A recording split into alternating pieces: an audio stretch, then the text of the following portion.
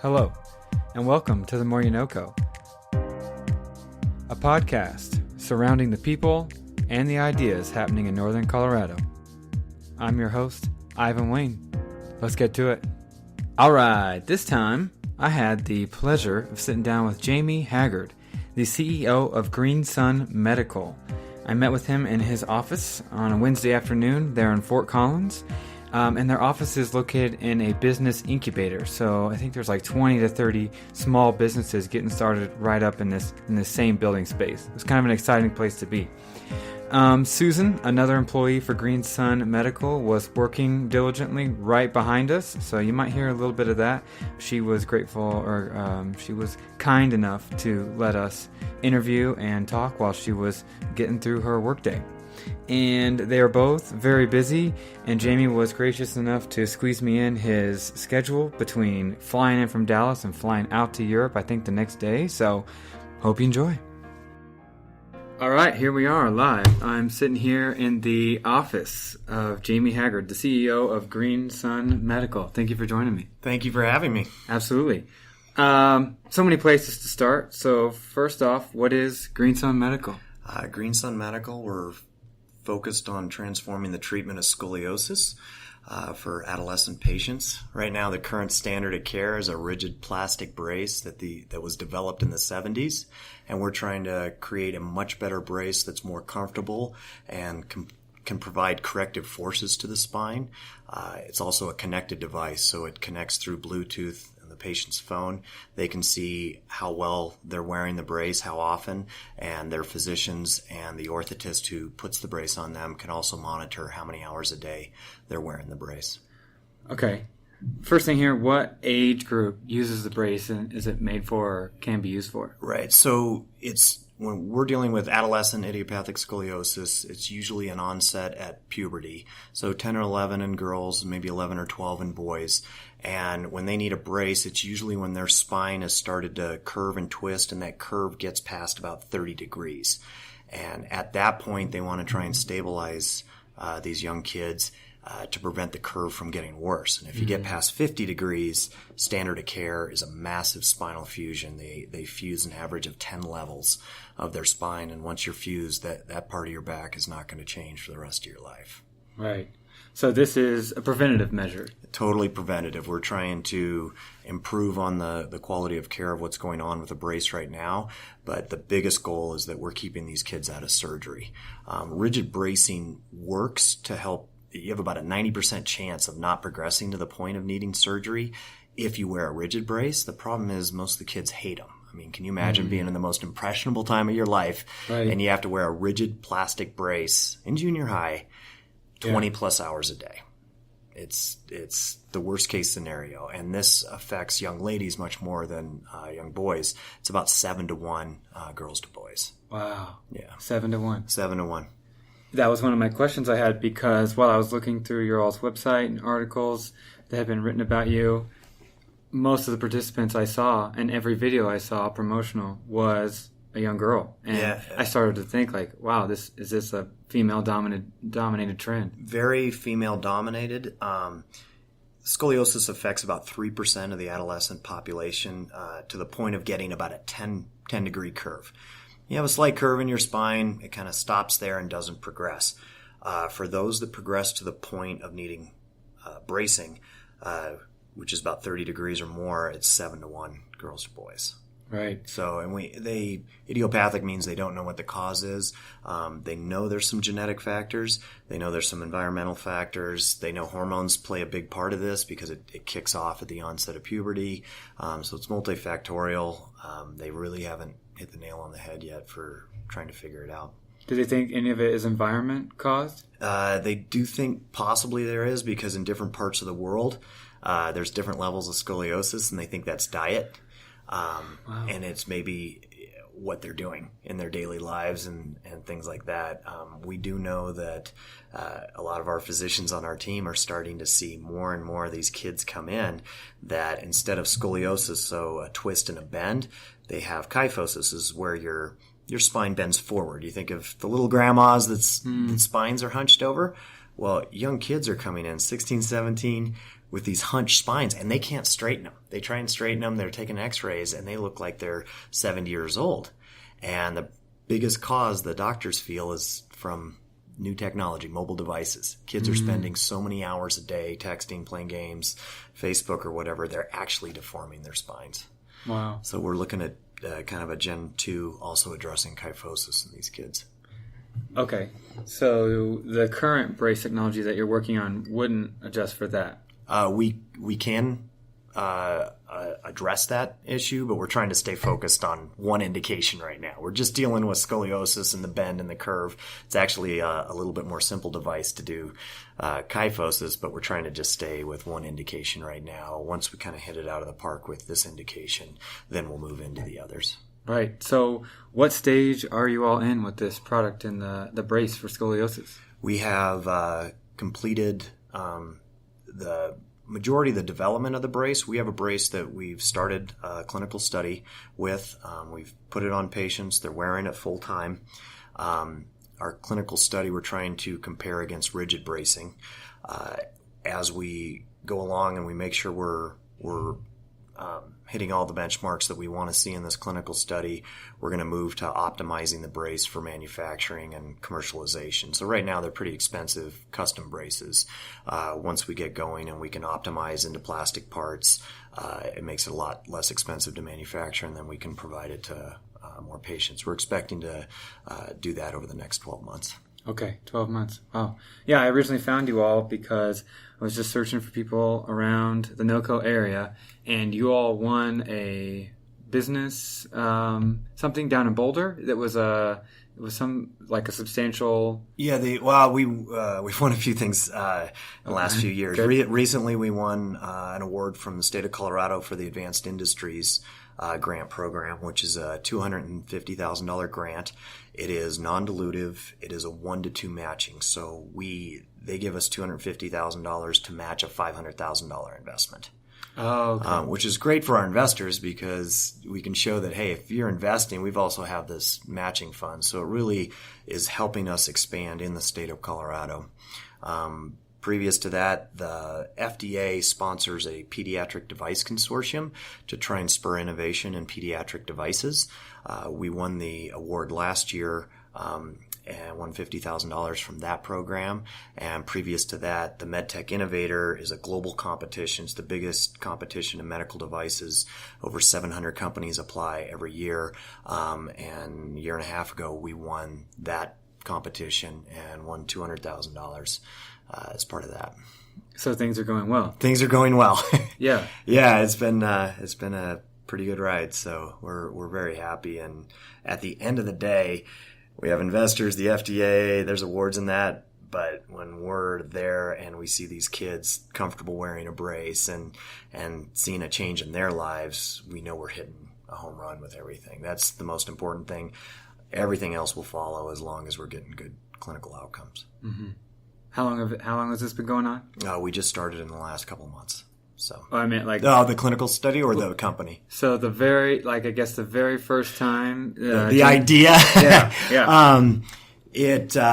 We were kicking around the idea back in 2013.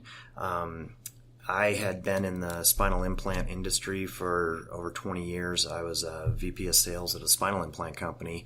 So I had seen what happens with scoliosis surgeries when all the screws and rods go in. I had also seen revisions of those surgeries and revisions of revisions, and I'd seen kind of the downside of what could happen because sometimes these kids do great, but maybe they're coming back 20 years later with problems on the adjacent level of their spine. There's a lot of things where it can go wrong. My co-founder is a biomedical engineer, and he had been working in spinal implants and came to me with an idea. He said, I think we could improve on bracing. So we kind of had a little think tank on what we could do to improve it.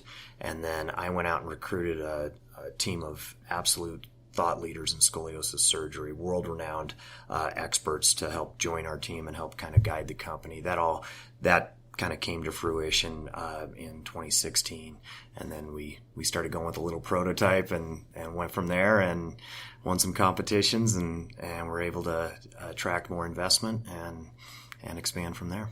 Yeah. Was there a drive that kind of struck you that said, we need to do this ourselves? Like, we need to start a new company for this brace, and or did it just kind of come over? No, it was my co-founder had worked on other implants, and some non-fusion implants, and the problem with those is it could easily cost $100 million to get a product to market. Mm-hmm. Dealing with the FDA, a 5-year trial, and all of those clinical costs, it could easily cost $100 million or more.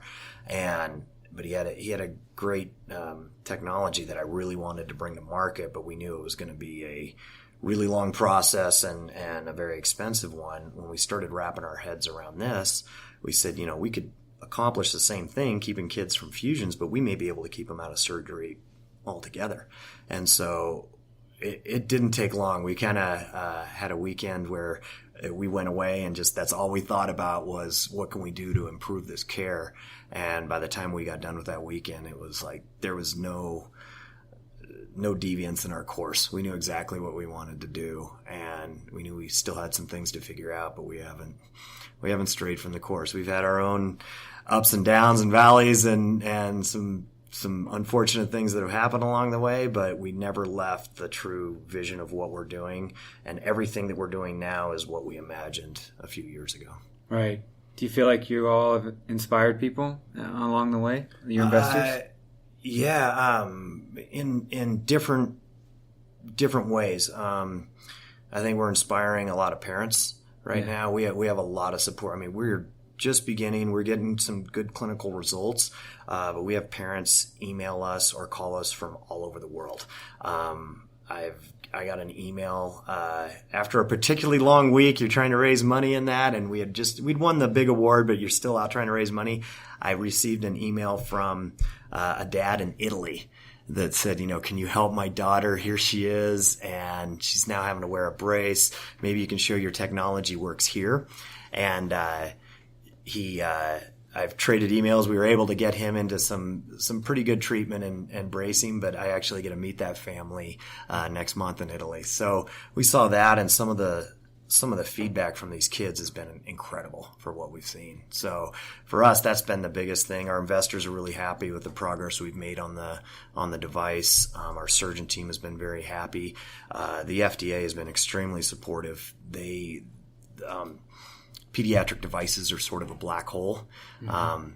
There's a small number of patients compared to diabetes or something major, for the elderly population. So most medical device companies focus on that, and they're trying to spur innovation in with kids.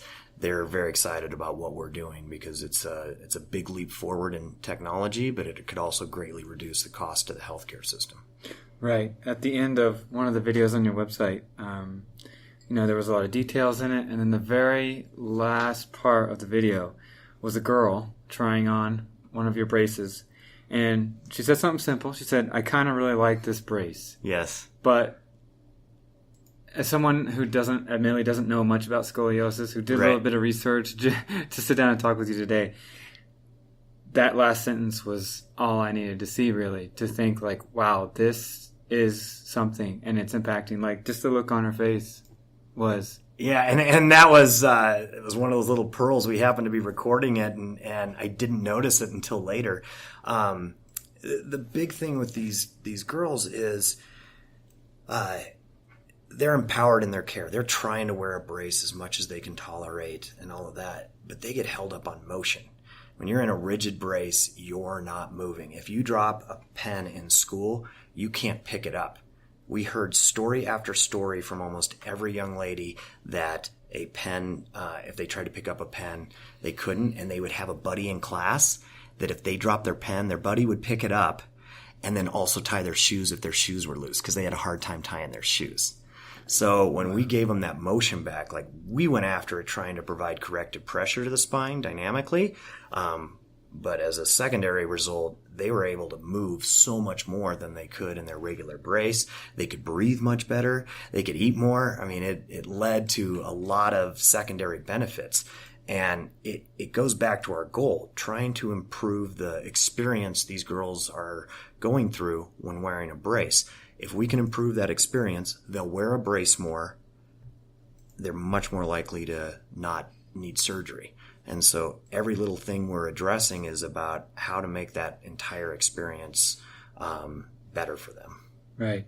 You mentioned eat more. That's something I didn't come across. Well, if you have a plastic brace and it's really a really well-built custom plastic brace that you're doing is like a tight plastic corset, right? And if you're wearing that, you can't eat that much. It's like Right. It's like being in Victorian times and you've got this really tight thing around your belly. And they were just amazed at how much better they could breathe. One young lady's mom had told us she'd been a pretty competitive cross-country runner. And then once she started wearing a brace, her lung capacity and ability went down. And the reason is she was only breathing out of her upper chest. The brace was conforming enough that she wasn't using her diaphragm. Right. So she would take it off to do her cross-country running practice in middle school, and she would get cramps and everything because her diaphragm wasn't used all day, and suddenly it's being used. So she was able to breathe a lot more with ours, and noticed a big difference. Even a week out, she could see how much better she could run. Right. Our listeners on audio only will have no idea of the picture representation of how your device is a lot different than most. Can you kind of describe what your all's product looks like? 'Cause right. It's a lot different. Than It's kind of got two parts. It has a ring system that goes around the young ladies, and then it has a nice cover that goes over that. We used a design firm in San Francisco to help us with this user experience. So the ring system, they have multiple rings that go up their body, and we have a mechanism that can derotate them, because scoliosis is a twist, not just a bend. So we can derotate them, and then we have mechanical parts that help correct them and correct the curve. It puts constant pressure. Think about like orthodontics for your teeth. We're providing braces. Just like braces, yeah. We're providing constant pressure on the spine. They can still move in it, but it has an elastic component to it that you can move, but it's kind of forcing you back, or your body is wanting to go back to the direction that we want. To cover that mechanism, we have a very nice cover that helps hold the rings in place, but it also covers it. I have worn this. I have my own brace, and I have worn it at multiple surgeon events and big national conferences for them underneath my suit. And even with my sport coat open, people think I maybe have a vest or something. Nobody realizes I'm wearing a brace. And so it's very low profile. We're trying to make it not be a stigma and be more comfortable. And because it applies pressure in certain ways, it doesn't necessarily need to be as high and as low on their back because of the way we're grabbing the spine. So they can. It's not pushing down on seats as much, and it's not sticking out of their clothing as much as a regular brace is. And especially in middle school, that's huge. And it's I mean the stories these girls tell. It's just it's horrible. That's the hardest time of your life if you're a young lady. To have to go through that while wearing a brace is not something I'd wish on anybody, and that's why so many of them, like 40% of them. Or it's like up to 60% of them don't wear a brace. Mm-hmm. Like they wear it for a while and then they just say, nope, I'm not going through this. And then, if they're at a certain point, it can progress and they need surgery. Wow. Yeah. Yeah. Why Green Sun Medical for this device? We were trying to come up with a name. I brought in another co-founder in Fort Collins. I dragged him out to San Francisco to meet the chief of spine for UCSF. And we had this great meeting in San Francisco, and it really motivated him to help our company. And afterwards, we went out to the Point Bonita Lighthouse just past the Golden Gate Bridge, and we saw the sun setting on the ocean. And when the sun sets on the ocean in kind of perfect conditions, it actually turns into a green flash right before it sets. So it kind of goes orange and then boom, there's a green flash. If you see it with binoculars or telescopes like they have out there, it's pretty amazing. And we thought about that. Bracing hasn't changed for 40 years, and we're trying to be this incredible moment where things are not just making an incremental improvement. We're trying to totally transform what's going on. So we were wrapping our heads around, okay, green flash or this or something with the sun, and we just went with green sun. So that's the story behind it. I also have a marketing background. If you take two words that are very common but don't normally go together, people will remember them. Bluetooth, Facebook, green sun. So when we're in the industry, so many people know our company name. They've heard us, that we've won an award or seen some news on us. It's a very easy name to remember because you're taking two common words that aren't normally together. That's fascinating. Yeah. Originally, when I saw your name on the list of companies and the amounts that you won at this event in Boulder, I thought, green sun. Okay, this has got to be solar panel. It's got to be environmental. And I clicked on it, and for a split second, I thought I was at the wrong website. You know, it's like preventative scoliosis braces, and was like, huh. But now that you tell the story, I like the dual layer of meaning that you had this experience. Right. And also marketing background. And if anybody goes to our website and sees the logo, it's kind of the ring system around a spine, but it's also the sun setting and turning green. So. Oh, it is. Look at that. Now you see it. You're a genius. That we have an incredible designer that works with us here at the Innisphere, Matt Fay with Gravitation. He has done everything from our website to our logo to everything, and I can't say enough good things about him. He'd be a great interview for you because he helps.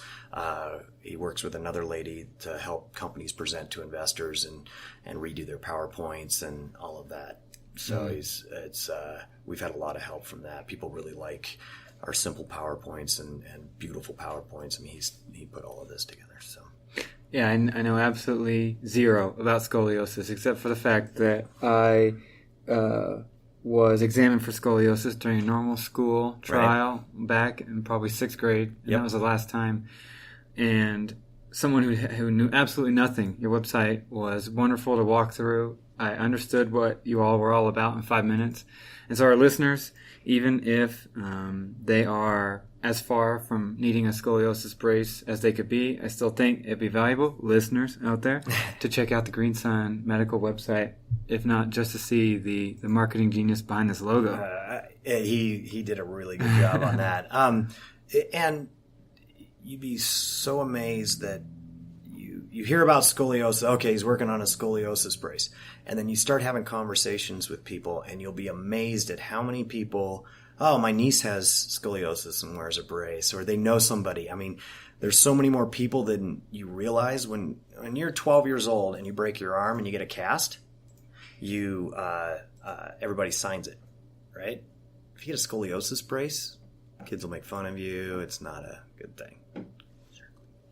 Oh, it's fine. Okay. Yeah. No, there's some clicking in the office. That's Susan working. I was just making sure it wasn't showing up. Susan is behind us hard. Susan's cranking. She's got. We don't stop for anybody, right? So I was just making sure it wasn't. No, too most excellent. Okay. Yeah.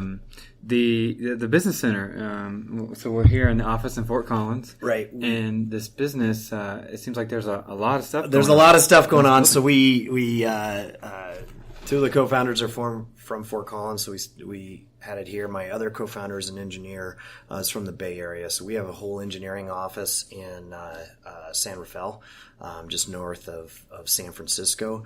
And then in one of our competitions, we won a grant from J&J sponsors these, or created these things called J Labs.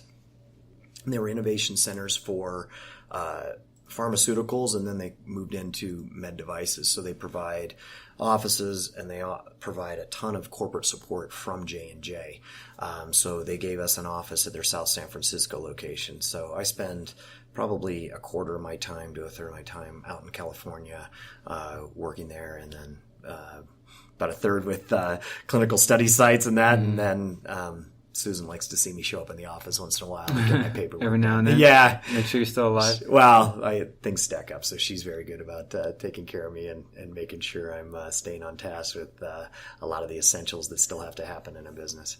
Yeah, you were an interview to catch, because we had scheduled, and then you ended up in Dallas, and your flight was delayed, and then now I hear that tomorrow you're heading off to Europe. Yeah, I'm heading to Europe twice in the next 2 months. I was in New Orleans for a meeting on late Friday afternoon, and things got delayed and flights got canceled, and didn't come home till Sunday, and then I spent Monday and Tuesday in Dallas. And so, but that's part of the game. Don't start a company and try and go get investors if you want to just sit at home every day. Absolutely. What was I going to ask? I totally forgot. Oops. So one thing I wanted to touch on here for you all, the first brace for scoliosis, 1972. Even before, if you look back, Hippocrates was putting patients under traction. And if you look back in the 15th century, they had, there's all these drawings of physicians in Europe that were putting kids in traction, like trying to hold their head, and they had a tripod and they were pulling down on them. And it looked like medieval torture, but they were trying to help these kids. Bracing, even 100 years ago, they had leather braces with metal rods in them and different things. The Milwaukee brace came out in the 50s and actually went for, that was still being used probably up until the 80s or so. If anybody saw 16 Candles, Joan Cusack was wearing a Milwaukee brace in that movie. And then the Boston brace was developed in 1972, so they tried to go to a plastic brace that was fit to the patient. The old Milwaukee braces, and a lot of them went up into the chins and kind of held your jaw up. Worked great on the traction component, but a lot of it caused a lot of jaw problems with these kids in their temporomandibular joint. Right. So then they went to this Boston brace, which was, if worn and it fits properly, it can be effective. Some of the problems is it opens on the back, so these kids have a hard time putting it on and off. If they're trying to go to the restroom or something, a lot of times they have to have a friend help them take the brace off just so they can go to the restroom and things like that. Right, and they're wearing these braces 24/7. Yeah, you're taking it off to shower and maybe exercise, but they're telling everybody to try and wear them 23 hours a day. They're hoping to get 18 hours, and they can see sometimes they put little timers on them. Some kids are wearing them 6 hours. Some kids are wearing them more. There was a big clinical study that was published in the New England Journal of Medicine that showed it's actually a dose response. The more you wear your brace, the more effective it is. If you get up around the 18-hour mark, it is really effective, close to 90% effective if it's a well-fitting brace to keep them from getting worse. Right. We can stop that curve from going, but it's not effective in correcting them because it can't. It's a rigid brace. So once they put it on, it's not going to continually correct their spine. It's just going to hold them from getting worse. It's like putting on a first, if you've seen Invisalign braces, you put on the first one. You get a minute amount of correction, but there's a reason there's 20 or 30 Invisalign trays. With kids with scoliosis, we give them that first brace and say, hey, you wear this 20 hours a day for the next 4 years, and you've got a great chance of not getting worse and needing surgery. Not getting worse is a home run outcome in the treatment right now. Wow. Yeah, it's not. So there's no going back. It's just. Yeah, we're trying to keep you from getting worse if you can tolerate it. Yeah. And if you do get worse, okay, we'll operate on you. So a lot of the industry and money has gone towards better screws, moving towards titanium and cobalt chrome rods and things like that. There hasn't been much innovation or investment into non-operative care and trying to keep kids out of surgery. Why do you think that is? Follow the money. Yeah. Right? There's a lot of money in screws. The average scoliosis surgery treatment of care is about $150,000. So it's a big business. It's big industry. Scoliosis surgery is the second leading hospital charge for kids under 17. It's second only to appendicitis. Appendicitis? Oh. Yeah. So it's a big industry just in kids, let alone what they do with adults. So everybody was focusing on better screws and trying to do a little smaller surgery in that. Not enough information, not enough focus was on trying to keep kids out of surgery. Right, and you were on the other side and seeing it. And I saw it, and I saw some great things happen. Spinal hardware has made incredible advancements. It can really, really help some people. As those curves get really big, you have significant quality of life issues as your spine tips over. If you can correct those people back, whether they're kids or adults, it is an absolutely life-changing surgery. And if there's trauma, fractures to the spine or tumors, I mean, this hardware is absolutely amazing, and they've made great advancements to it. But what we're trying to do is say, hey, can we keep those kids from ever needing that surgery? Yeah, and compared to the other braces that I saw, it just changes the game. Yeah. It's no longer a shell that looks like the interior of a costume, maybe. It's these rings. Right. And I wanted to ask you, you have real-time data analysis, and the kids even have an app that shows them? Right. So they the brace will measure quite a few different things on the kids. The big thing we're trying to show them is compliance. If you educate them on, hey, if you're wearing your brace enough, you're going to help prevent a surgery, possibly get correction.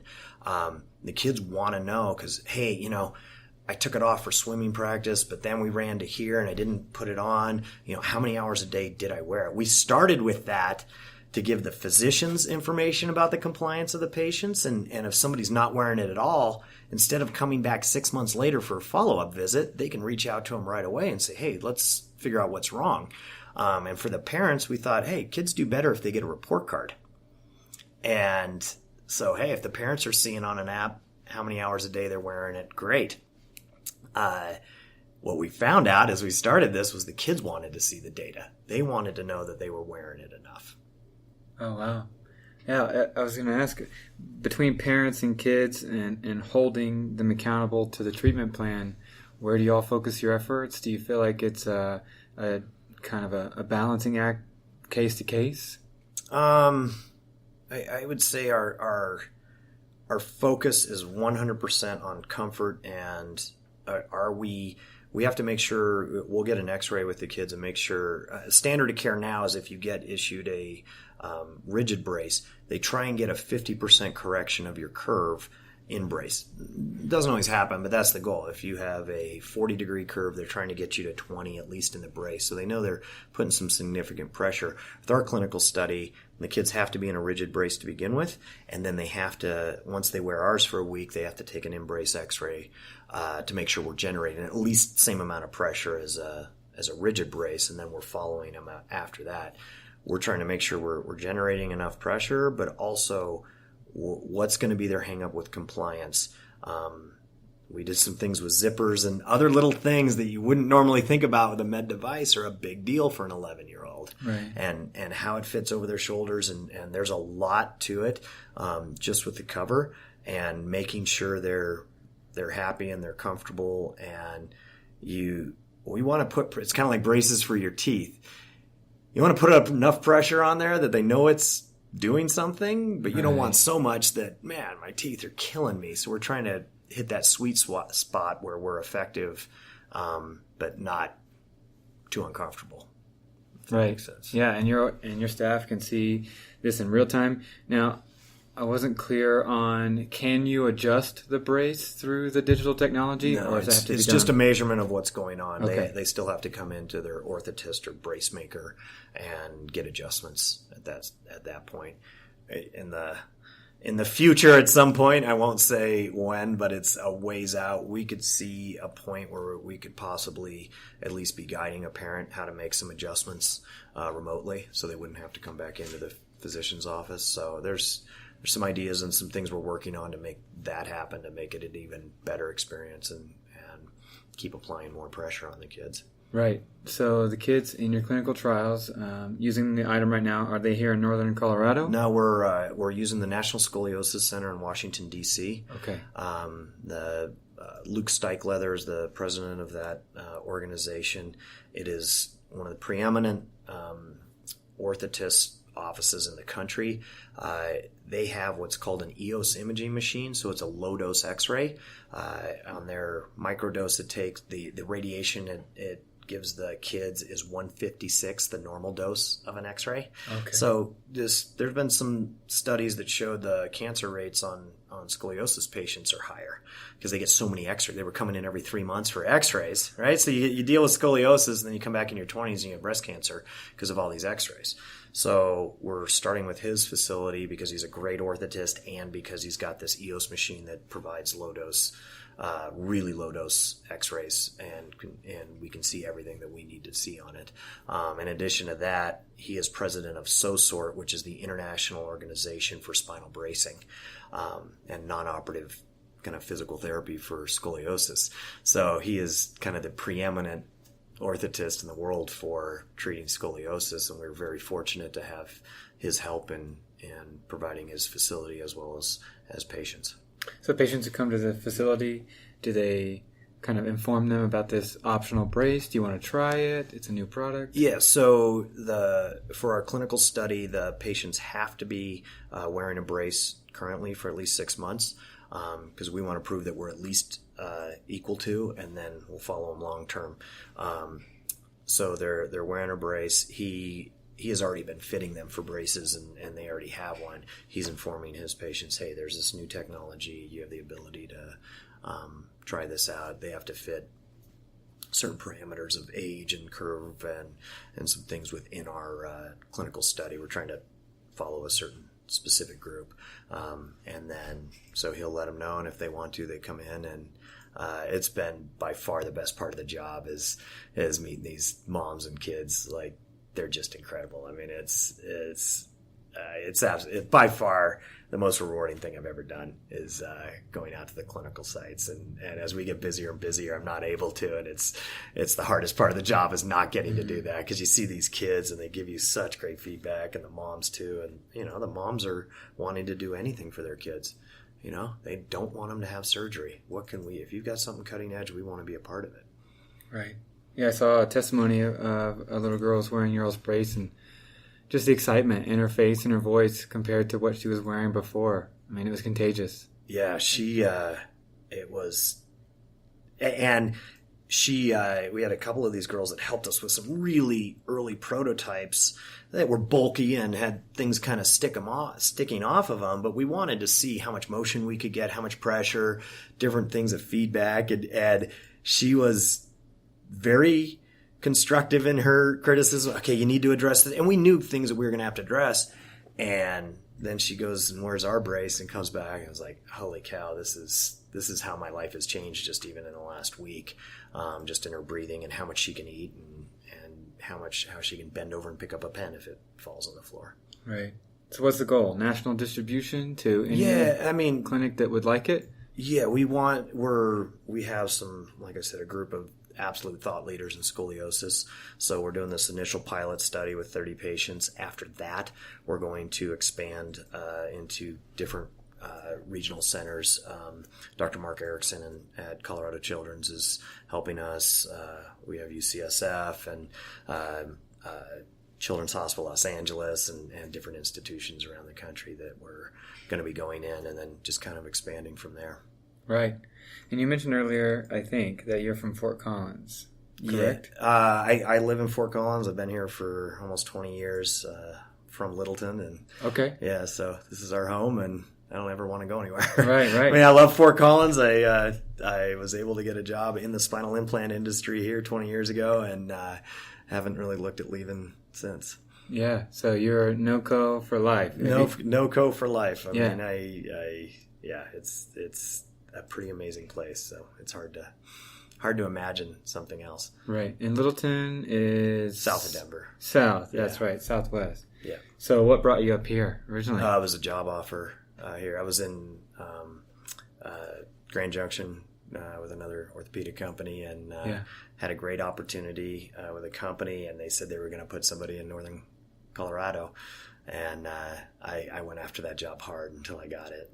Because I'd lived in Greeley for a little bit as a kid too, and so I knew Fort Collins and the area, so I wanted to do whatever I could to get here. So you wanted to come back? Wanted to come back, yeah. I've heard that before. People from northern Colorado will leave and sometimes come back, and it's just it feels like home. Yeah, I have a lot of friends that grew up here and then they went away to college, And so many of them are married and here with kids now. And even if they went out of state to school and met their significant other, they said, I just want to be clear. My future is back in Fort Collins. And I mean, that's happened with multiple friends I've seen, want to come back to Northern Colorado. Yeah. So your co-founder lives in the Bay Area. Yes. How did you all meet? I was on the Yosemite National Park rescue team. Whoa. Nah, just a climbing bum. That's a glorified way to say, oh, he doesn't make any money. He's living out of a tent and spends all his free time climbing. No shame.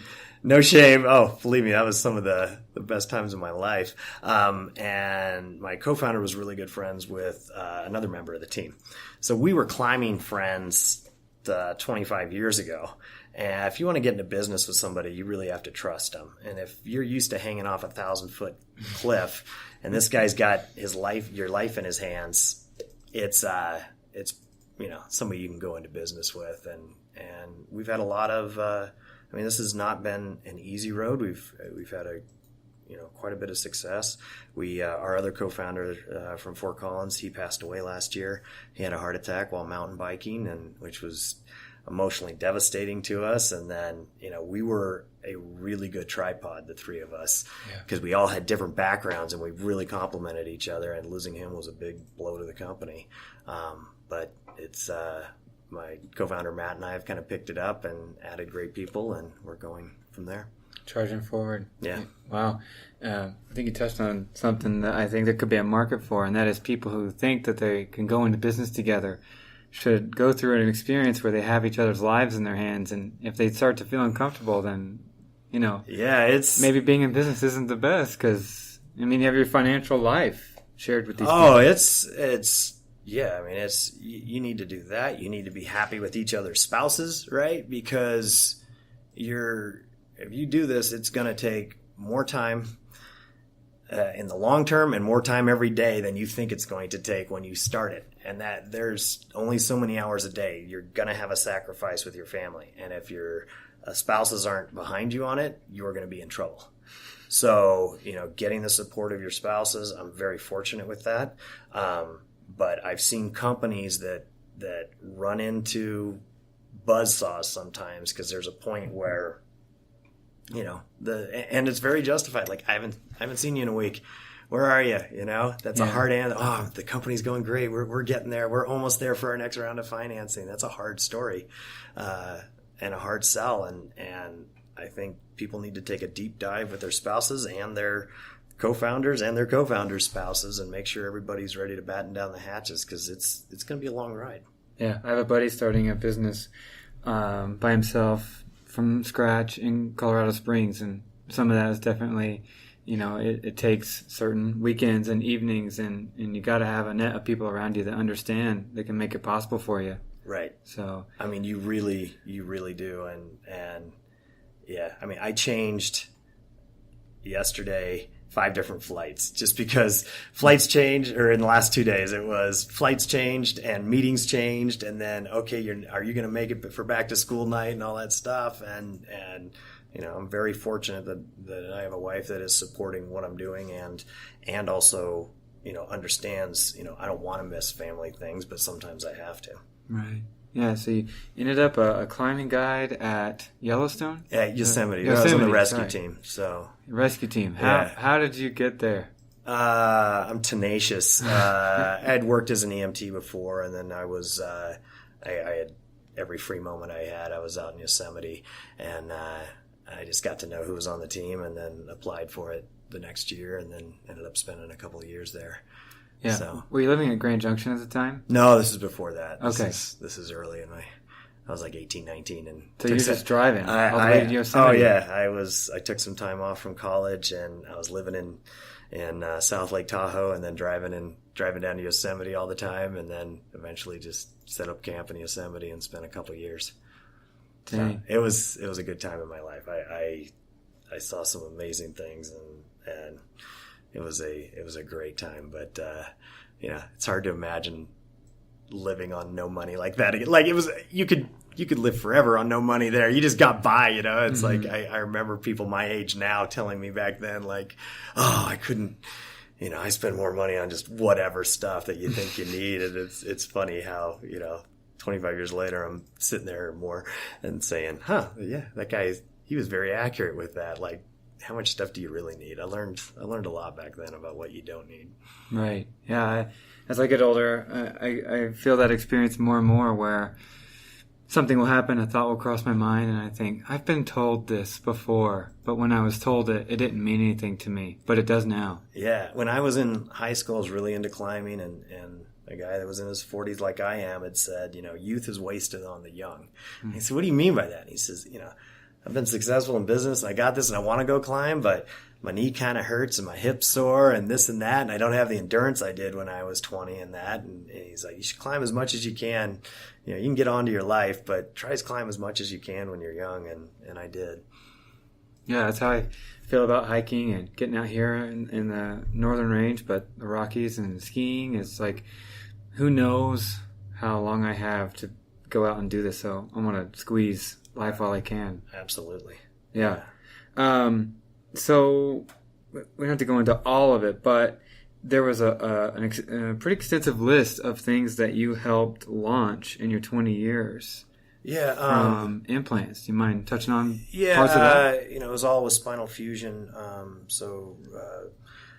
We did a lot with, I was with a company that launched artificial discs for the spine.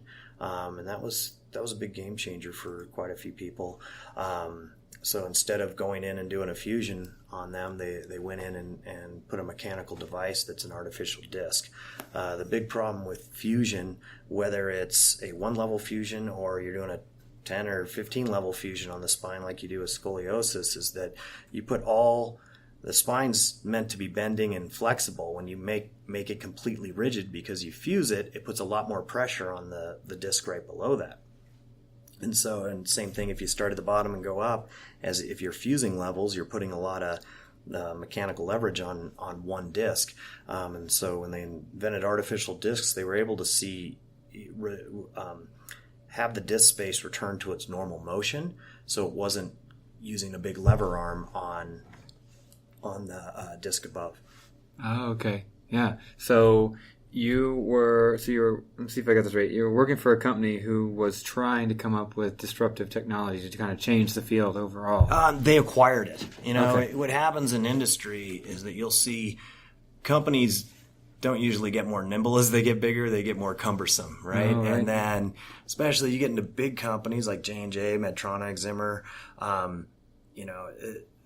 they are much more worried about a $50 billion lawsuit than the next product coming out. So they really clamp down on development.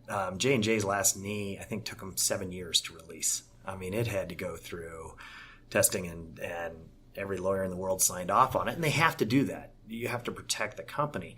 So what many companies do inside and outside of medical devices is they're looking for smaller companies that are innovative, let them go out, prove a technology, and then they'll go in and acquire them and put it into their system.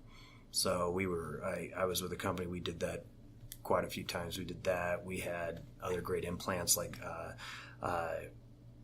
lateral implant for a lateral fusion. Instead of opening up all the muscles on the back of the spine, they were able to come in from the side and spare a lot of those muscles and do a much better graft and get a much better fusion. Yeah.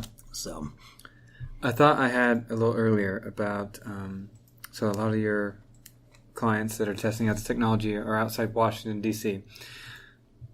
For this podcast, I think 90% of the people will be living in the northern Colorado, yeah. And they might think, exactly like you said before, I have a niece, I have a sister. Right. If they're in northern Colorado, is there any way now or in the near future that they could... We're hoping at some point next year we're here. We're adding the Shriners Hospital in Sacramento next. That's going to start very quickly, and then we're adding Texas Back Institute. It's in Dallas area, Plano, Texas. Is going to follow with that, and then we're actually have a lot of great guys. We're trying to strategically place locations and fill in the country so that these kids and their families aren't having to fly 3,000 miles to go get a brace. We're going to great locations where we know we can kind of help people. So we're trying to do like middle of the country, and then we're going to add maybe LA, and then probably Colorado, and then kind of fill in the country as we go along. How often would they have to come in? Would that depend on their case? Yeah, so right now in the studies, they come in for an initial fitting, and then they come back for a week out for an x-ray, and then we follow them in 3-month intervals after that. Okay. So wrapping up here a little bit, I want to ask just a general off-the-wall question. Yeah, that's good. Northern Colorado, what is one thing that has always stuck out to you that you enjoy about living here and being here? I would say is water between the Pooter and Horsetooth. It's amazing to see people camped at Horsetooth. That you see plates from Iowa and all over the Midwest, and it's our backyard that we get to go to anytime we want is where people wait all year to go spend a week's vacation. And having that kind of opportunity. Last weekend I was up at Lake Agnes with my family in one of the NoCo huts. Having that kind of incredible mountain scenery and lakes like that in our backyard is something that is so special to this place that I don't think it compares to anywhere else. We have a great business community, very supportive system as far as entrepreneurs. And then, all right, come the weekend, you want to go enjoy it. You want to disappear, you can go on a lake, you can go up the river, you can go wherever in the mountains, and it's, you have the best of both worlds. Yeah, I think on average I take less vacations than the typical person, and when people challenge that or mention it, I get slightly defensive and say, well, it's a little easier to not take as many vacations when you live somewhere like Colorado, because I live in a place that, like you said, people will wait and go to. Yeah. And it's incredible. I don't get many vacations, but we went up for a day. It was 2 days, one night up at the NoCo Crags. That's one of the most beautiful mountains in Colorado, and that lake and that. That is, people dream for things like that. Yeah. I couldn't imagine. No offense to anybody from Chicago. I lived there for 2 years as a kid, but here we go. I couldn't imagine living in Chicago and dealing with traffic and being downtown and hoping that I get a week or a long weekend sometime to go to Colorado. I just couldn't imagine that. Yeah. Once you're here, it's hard to ignore or to think about not being here. Yeah. Well, thanks for giving us your time. Yeah, no problem. So if anyone wants to hit you up, social media, online, email, what's the best? Green Sun Medical is our website. We also have a Facebook page of Green Sun Medical. On either of those, please hit us up and check us out. Yeah, Jamie Haggard, CEO, and changing lives here. We're trying. One at a time, we're trying to help. Yeah, it's awesome. Thank you very much. Thank you. I want to say a very special thanks to Russell Isaac Long, the man responsible for writing and mixing all the music tracks used here at the More You NoCo. If you'd like to access any content in addition to these episodes, check us out on Instagram, Facebook, and Twitter at the More You NoCo. In addition, if you have ideas for people you'd like to hear on the show, hit us up at the email themoreyouKnoco@gmail.com. Until next time, peace!